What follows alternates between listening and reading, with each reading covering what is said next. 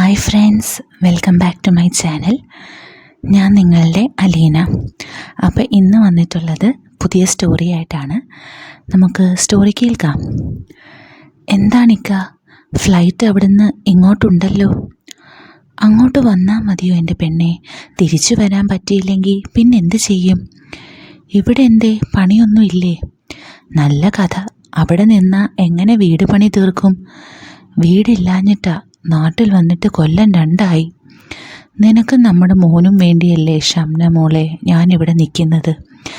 ഇക്ക, അതൊക്കെ ശരി തന്നെ. എന്നെ കൊണ്ട് വയ്യ ഇനിയും പിടിച്ചു നിൽക്കാൻ.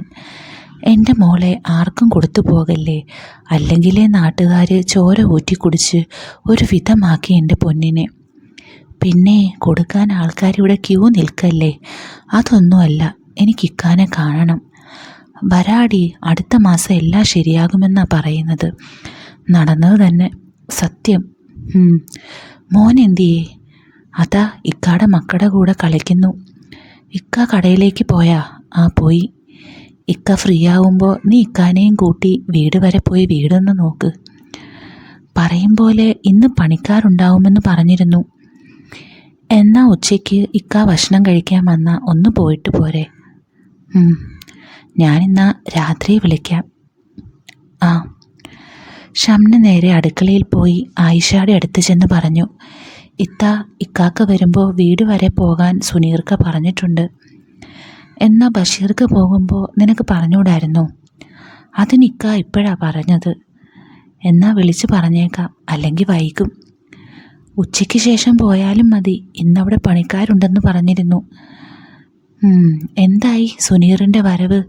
വീട് പണി തീർത്തിട്ടേ വരുന്നുള്ളൂ? ഫ്ലൈറ്റിൻ്റെ പ്രശ്നമെത്താ? പണി ഏകദേശം കഴിയാനായില്ലേ?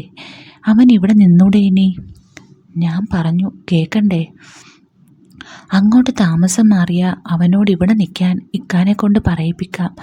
അല്ലാതെ നീ മോനെയും കൊണ്ട് ഒറ്റയ്ക്ക് അവിടെ. കേട്ടത് തന്നെ. ഇക്ക പറഞ്ഞാൽ കേൾക്കും. നോക്കാം. ഉമ്മയും ഉപ്പയും സുനീറിൻ്റെ ചെറുപ്പത്തിലേ മരിച്ചിരുന്നു. പിന്നെ അവനെ പഠിപ്പിച്ച് വലിയ ആളാക്കിയതും മറ്റുമെല്ലാം അവൻ്റെ ഇക്കാക്കയാണ്. 2 പേരും തമ്മിൽ 10 വയസ്സിൻ്റെ വ്യത്യാസമുണ്ട്.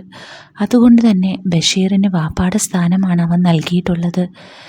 2 മക്കളുള്ള ആയിഷാക്ക് 32 വയസ്സും ഒരു മോനുള്ള ഷംനാക്ക് 26 വയസ്സുമാണ് പ്രായം. ഷംനയെ കാണാൻ തനി നമ്മുടെ സിനിമാ നടി സാമന്തയെ പോലെയാണ്. കുറച്ച് നിറം കൂടുതലുണ്ട്. അവൾക്ക് അത്രയേയുള്ളൂ. വീടിൻ്റെ അടുത്ത് നിന്ന് 1/2 മണിക്കൂർ യാത്രയുണ്ട് സുനീർ ഉണ്ടാക്കുന്ന വീട്ടിലേക്ക്. ഇപ്പോഴത്തെ കൊറോണയുടെ കൂടെ ഫ്ലൈറ്റ് നിർത്തലാക്കലും കൂടി ആയപ്പോൾ അവന് നാട്ടിൽ വരാൻ കഴിയാത്ത അവസ്ഥയായി. ബഷീർക്കാട് വിളിച്ച് വീട്ടിലേക്ക് പോകുന്ന കാര്യം പറഞ്ഞിട്ട് ഷംന മകനെ കുളിപ്പിച്ച് ഭക്ഷണം കൊടുത്ത് ഉറക്കാൻ നോക്കി. ഇക്ക വരുമ്പോഴേക്കും എല്ലാ പണിയും തീർത്ത് അവൾ റെഡിയായിരുന്നു. ഞാനൊന്ന് കുളിക്കട്ടെ. ബൈക്കിൽ നിന്നിറങ്ങുമ്പോൾ പോകാൻ റെഡിയായിരിക്കുന്ന ഷംനയെ നോക്കി ബഷീർ പറഞ്ഞു. ഏകദേശം 3 മണിയോടുകൂടി അവർ പോകാനായി ഇറങ്ങി. ഇന്ന് പണിക്കാരുണ്ടോ അവിടെ? ഉണ്ടെന്ന് പറഞ്ഞുകൊണ്ട് ഷംന ബൈക്കിൽ കയറിയിരുന്നു. ഉമ്മറത്ത് നിന്ന് ഇത്താത്തയോട് വേഗം വരാമെന്ന് പറഞ്ഞ് അവർ ഇറങ്ങി. കുറച്ചു ദൂരം പിന്നിട്ടപ്പോൾ ബഷീർ ചോദിച്ചു, എന്താണ് സുനി വരുന്നതിനെക്കുറിച്ച് വല്ലതും പറഞ്ഞോ? ഇല്ല, ഫ്ലൈറ്റ് ഇല്ലാത്ത കാരണമാണ്. 2 വർഷമായി പോയിട്ട്. ഞാനെന്ന് പറഞ്ഞതിന് ശേഷം പിന്നെ ആ സംസാരം എത്തുമ്പോഴേക്കും അവൻ ഓരോന്നും പറഞ്ഞൊഴിയും. അവരവിടെ എത്തിയതും മഴ തുടങ്ങി. പണിയെല്ലാം കഴിഞ്ഞ് അവർ ഇറങ്ങാനായി നിൽക്കുകയായിരുന്നു. അപ്പോൾ ബഷീർ അവരോട് സംസാരിച്ച് നിന്നപ്പോൾ ഷംന വീടിൻ്റെ അകത്തേക്ക് കയറി. അകത്തെ എല്ലാ പണിയും കഴിഞ്ഞിരിക്കുന്നു. ഇനി പുറത്തെ പെയിൻറ്റിങ് കൂടി കഴിഞ്ഞാൽ താമസം തുടങ്ങാം. ഈ ആഴ്ച തന്നെ തീരുമെന്നാണ് അവർ പറഞ്ഞത്. ഷംന തിരിഞ്ഞ് ഇക്കയെ നോക്കി. അവരെന്തേ നേരത്തെ പോയത്? അകത്തെ പണിയെല്ലാം കഴിഞ്ഞു. മഴയല്ലേ, അത് മാറി പുറത്തേക്ക് നിൽക്കും. ഇന്ന് പണി കഴിഞ്ഞതെല്ലാം ഫോട്ടോ എടുത്ത് അവൾ സുനീറിന് അയച്ചു കൊടുത്തു. 1/2 മണിക്കൂർ കഴിഞ്ഞു മഴ മാറാതെ ആയപ്പോൾ ഷംന ചോദിച്ചു, ഇക്കാക്ക മഴ മാറുന്ന ലക്ഷണമില്ലല്ലോ. 10 മിനിറ്റ് കൂടി നോക്കാം. ഷംന കോണിപ്പടികൾ കയറി പോകുന്നത് ബഷീർ കണ്ടു. പെട്ടെന്നാണ് അയാളുടെ കണ്ണുകൾ അനുജൻ്റെ ഭാര്യയുടെ പിന്നിൽ പതിഞ്ഞത്. ടൈറ്റ് ചുരിദാറിലുള്ള പിന്നഴകിലേക്ക് നോക്കി അയാൾ ഒരു നിമിഷം നിന്നു. എന്തോ പറയാനായി തിരിഞ്ഞ ഷംന കാണുന്നത് ഇക്ക തന്നെ നോക്കി നിൽക്കുന്നതാണ്. തൻ്റെ പിറകെ മുകളിലേക്ക് ഇക്ക വരുന്നത് കണ്ടപ്പോൾ അവൾ ഒന്നും മിണ്ടാതെ മുകളിലേക്ക് കയറി. ഞാൻ എന്താ വാങ്ങേണ്ടതെന്ന കൺഫ്യൂഷനിലാണ്. ബഷീർ മുകളിൽ ചെന്ന് അവളോട് പറഞ്ഞു, ഈ റൂമിലേക്കുള്ള എല്ലാ സാധനങ്ങളും ഞാൻ വാങ്ങട്ടെ? ഈ ബെഡ്റൂം ഞങ്ങളുടേതാക്കാമെന്ന ഇക്ക പറഞ്ഞത്. അതിനെന്താ, എല്ലാം ഞാൻ വാങ്ങും. അതെന്തേ? ഇക്കാക്ക് എന്തൊക്കെയോ പ്ലാൻ ഉണ്ട് ഇവിടെ. എന്ത് പ്ലാൻ? അങ്ങനെ ചെയ്യണം, അത് വാങ്ങണം എന്നൊക്കെ. അതൊക്കെ ഞാൻ വാങ്ങിയാൽ പോരെ? എന്താ അവൻ പറഞ്ഞത്? സുനീർ പറഞ്ഞതെല്ലാം അവൾ ഇക്കയോട് പറഞ്ഞു.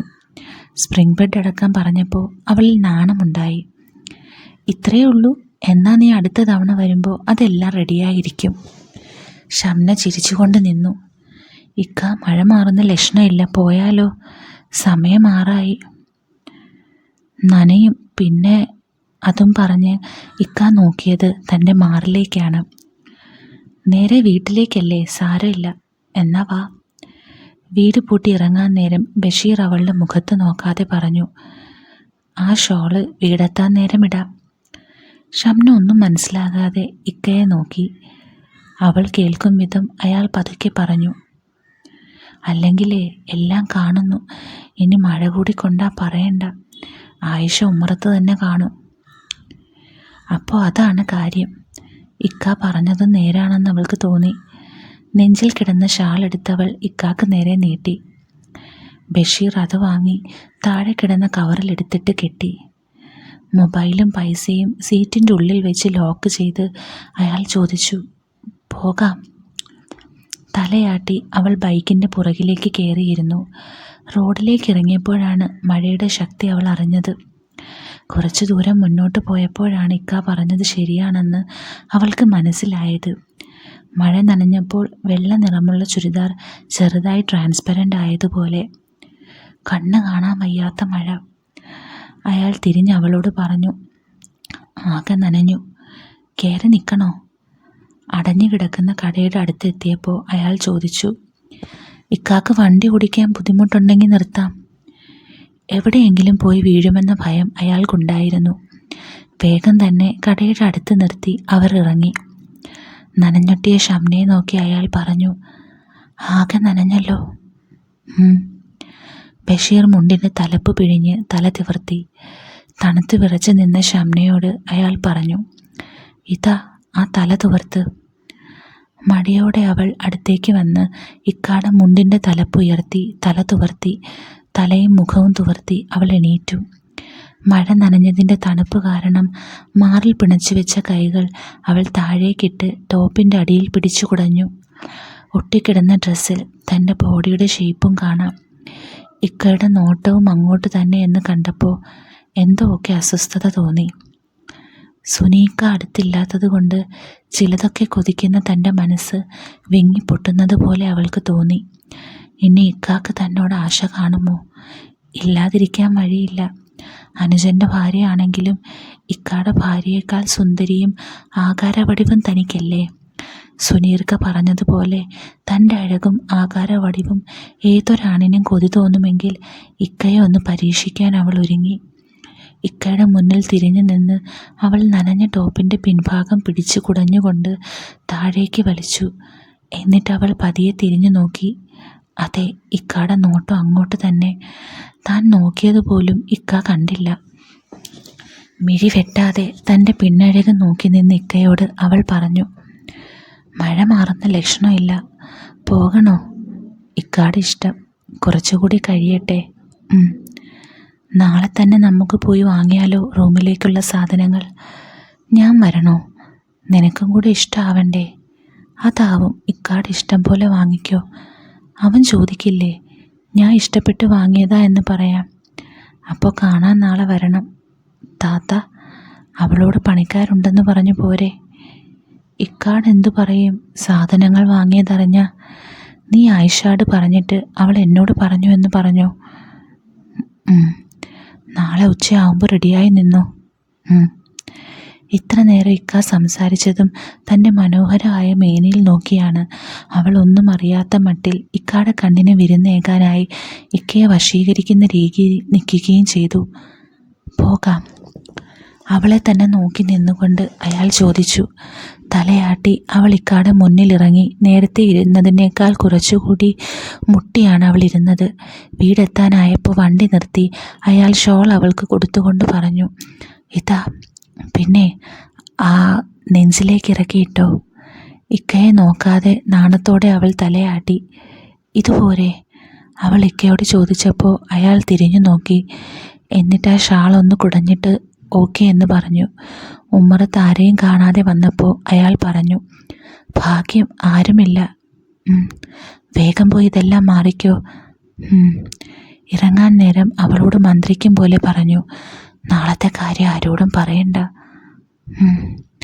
താത്ത കാണുന്നതിന് മുന്നേ അവൾ റൂമിലേക്ക് കയറി വാതിലടച്ചു. ഇക്കാക്ക് തന്നോട് അതിയായ ആഗ്രഹമുണ്ടെന്ന് അവൾക്ക് മനസ്സിലായി. റൂമിലെത്തി തൻ്റെ വസ്ത്രങ്ങളെല്ലാം അഴിച്ചു മാറ്റിയപ്പോഴും ഇക്കാടെ ആർത്തി പൂണ്ട കണ്ണുകൾ തന്നെ കുത്തി വലിച്ചതാണ് ഓർമ്മ വന്നത്. ഓർത്തപ്പോൾ തന്നെ ശരീരത്തിൽ ആകെ ഒരു തരിപ്പ് പടരാൻ തുടങ്ങി. അവൾക്ക് മനസ്സിൻ്റെ നിയന്ത്രണം നഷ്ടപ്പെടാൻ തുടങ്ങിയിരുന്നു. തൻ്റെ ശരീരം എന്തിനോ ഒക്കെ വേണ്ടി വല്ലാതെ കൊതിക്കുന്നു. തടയാൻ തന്നെ കൊണ്ടാവുന്നില്ല. തണുത്ത വെള്ളത്തിലൊരു കുളി പാസാക്കി അവൾ അകത്തേക്ക് ചെന്നു. ആ കണ്ണുകൾ ഇക്കയെ അവിടെയെല്ലാം തിരഞ്ഞു. പുറത്ത് ആരോടോ ഫോണിൽ സംസാരിക്കുന്നത് അവൾ കണ്ടു. കണ്ണുകൾ തമ്മിൽ ഉടക്കിയപ്പോൾ ഒരു ചിരി വരുത്തി അവൾ അകത്തേക്ക് തന്നെ ചെന്നു. ഷംന ഈ വീട്ടിൽ കയറി വന്നിട്ട് ഇന്നേ വരെ അവളെ വേറെ ഒരു കണ്ണുകൊണ്ട് അയാൾ കണ്ടിരുന്നില്ല. എന്നാൽ ഇന്നലത്തെ സംഭവം അയാളെ പിടിച്ചുലച്ചു. രാവിലെ നേരത്തെ ഇറങ്ങിയ ബഷീർ നേരെ പോയത് ഫർണിച്ചർ കടയിലേക്കായിരുന്നു. ഷംന പറഞ്ഞതുപോലെയുള്ള കട്ടിലും ബെഡും ഓർഡർ ചെയ്ത് അവരോട് തന്നെ ഫിറ്റ് ചെയ്യാനും പറഞ്ഞുകൊണ്ട് അയാൾ അടുത്ത സ്ഥലത്ത് പോയി. വില കൂടിയ AC-യും മറ്റും അതും ഓർഡർ ചെയ്ത് ഉച്ചയ്ക്ക് മുന്നേ റെഡിയാക്കാനും അയാൾ പറഞ്ഞേൽപ്പിച്ചു. അടുക്കളയിൽ പണിയിലായിരുന്ന ഷംനയോട് ആയിഷ വന്ന് പറഞ്ഞു, നിന്റെ ഫോൺ അടിക്കുന്നുണ്ട്. കയ്യിലുള്ള പച്ചക്കറി അവിടെ വെച്ച് അവൾ റൂമിലേക്ക് ചെന്നു. 2 മിസ്ഡ് കോൾ വന്ന് കിടപ്പുണ്ട്. നോക്കുമ്പോൾ ഇക്കാക്കയാണ്. ഹാളിലേക്ക് എത്തി നോക്കി ഷംന തൻ്റെ റൂമിൻ്റെ വാതിലടച്ച് ഇക്കാക്കയെ തിരിച്ചു വിളിച്ചു. ഞാൻ 2 വട്ടം വിളിച്ചായിരുന്നു. അടുക്കളയിലായിരുന്നു. ഫോണുമായി മെല്ലെ ബെഡിലേക്ക് ചാഞ്ഞുകൊണ്ട് ഷംന പറഞ്ഞു, എല്ലാം സെറ്റാക്കിയിട്ടോ? എന്ത്? ഇന്നലെ പറഞ്ഞ കാര്യം? എപ്പോഴാ കാണാൻ വരുന്നേ? ഇക്ക വരില്ലേ വിളിക്കാൻ? ഞാൻ വന്നാൽ? എന്തേ? അതല്ല, എൻ്റെ കൂടെ വന്നാൽ വേഗം തിരിച്ചു പോകേണ്ടി വരുമല്ലോ.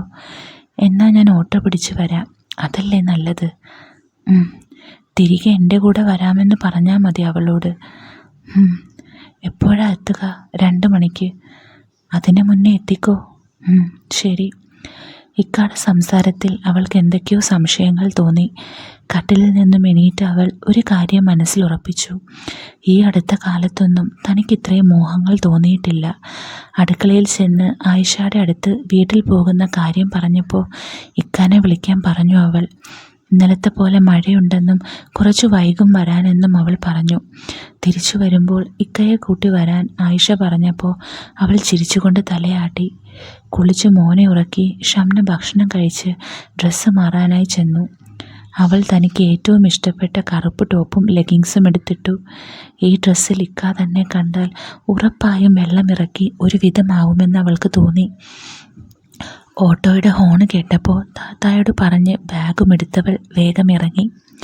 വീടെത്തും വരെ അവളുടെ ഉള്ളിൽ വല്ലാത്ത വീർപ്പുമുട്ടലായിരുന്നു. ഇക്കാടെ ബൈക്ക് പോർച്ചിലിരിക്കുന്നത് കണ്ടപ്പോൾ നെഞ്ചിടിപ്പൊന്നു കൂടി.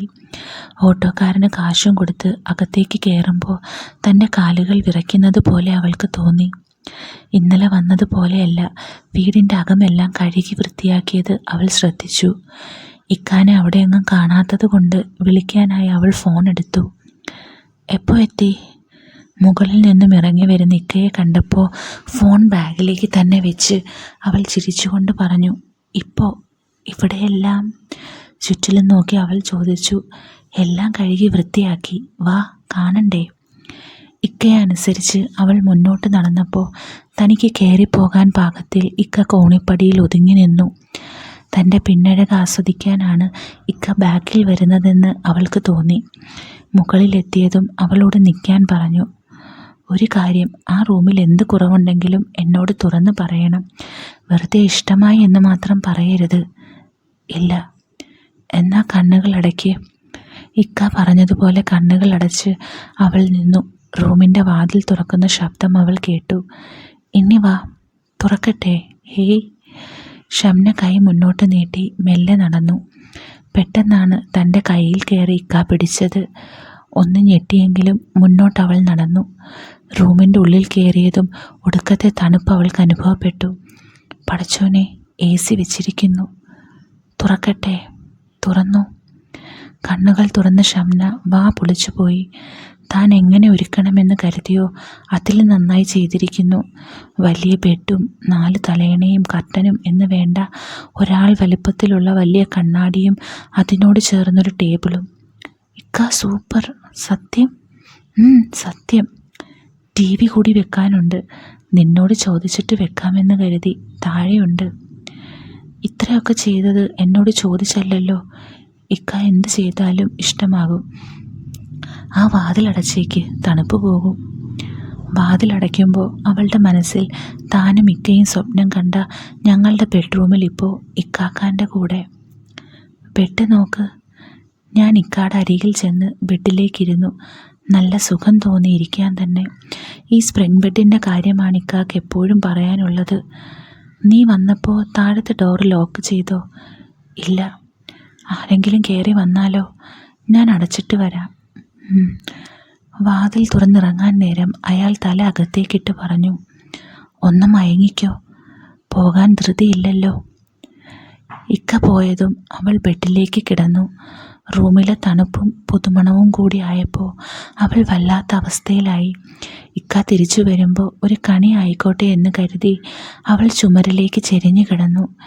ഇക്കയെ വശീകരിക്കാനായി ഷംന തൻ്റെ ആകാരവടിവും കാണിച്ചു കിടന്നു. ഡോർ തുറക്കുന്ന ശബ്ദവും പതിയെ അത് അടയുന്നതും അവൾ അറിഞ്ഞു. 2 മിനിറ്റോളം കഴിഞ്ഞിട്ടും ഇക്ക വിളിക്കാത്തത് കേട്ട് ഷംന പതിയെ തിരിഞ്ഞു. ഉറങ്ങിയെന്ന് കരുതി.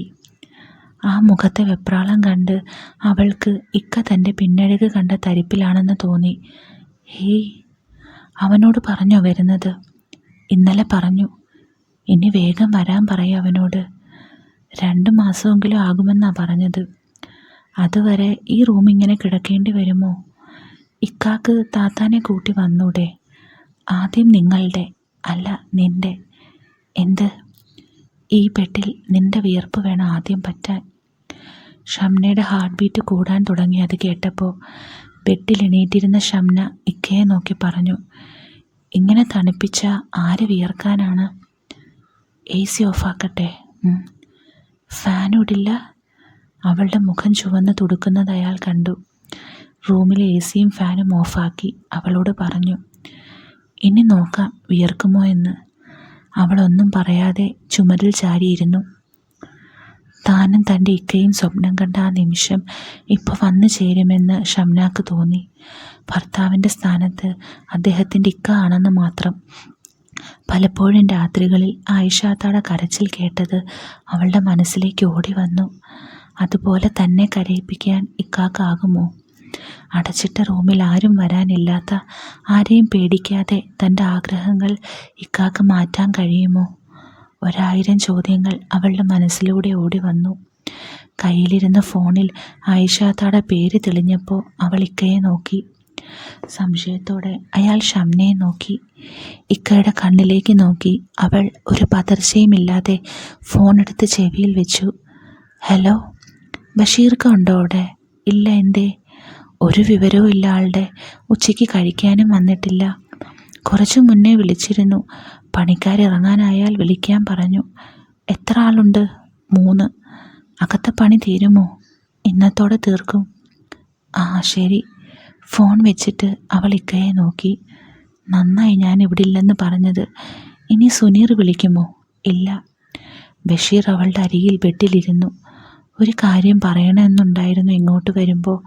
പക്ഷേ എന്താ? നിന്നെ സാരിയിൽ കാണാൻ നല്ല ഭംഗിയാ. അതൊടുത്ത് വരാനായിരുന്നു. നല്ല കഥ. എനിക്കതിന് സാരി ഇപ്പം അടുത്ത കാലത്തൊന്നും എടുത്തിട്ടില്ല. ഇവിടെയുണ്ട്. എവിടെ? അതൊന്ന് തുറന്നു നോക്ക്. അലമാര ചൂണ്ടി അയാൾ പറഞ്ഞപ്പോൾ ഷംന അങ്ങോട്ട് നോക്കി. ആര് വാങ്ങി വെച്ചു ഇവിടെ? ഞാനല്ലാതെ ആര്? വിശ്വാസം വരാതെ അവൾ എണീറ്റ് തുറന്നു നോക്കി. 3-4 സാരി അടുക്കി വെച്ചത് അവൾ കണ്ടു. ഇതൊക്കെ എപ്പോ? ഇന്ന്. നല്ല ഭംഗിയുണ്ട്. ഉടുത്തു വരുമോ?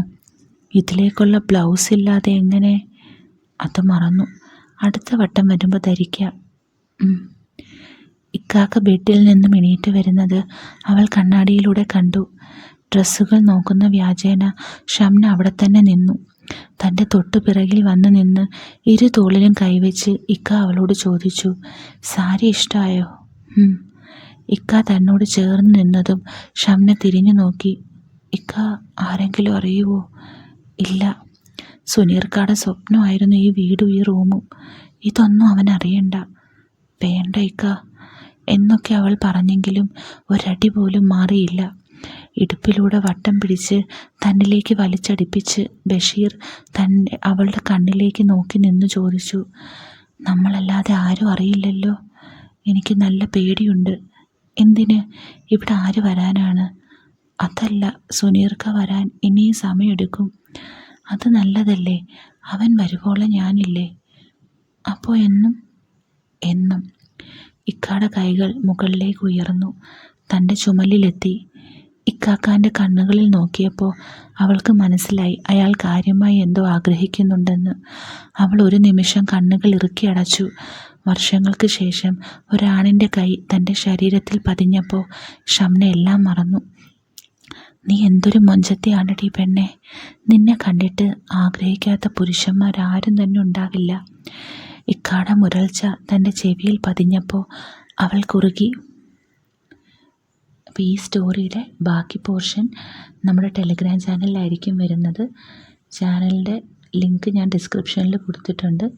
അപ്പോൾ എല്ലാവരും അവിടെ പോയി ബാക്കി കേൾക്കുക. എന്നിട്ട് കഥ ഇഷ്ടപ്പെട്ടെങ്കിൽ നമ്മുടെ ഈ കമൻറ്റ് ബോക്സിൽ കമൻറ്റ് ചെയ്യുക. അപ്പോൾ അടുത്തൊരു സൂപ്പർ കഥയായിട്ട് ഉടനെ കാണാം. With love, Aleena.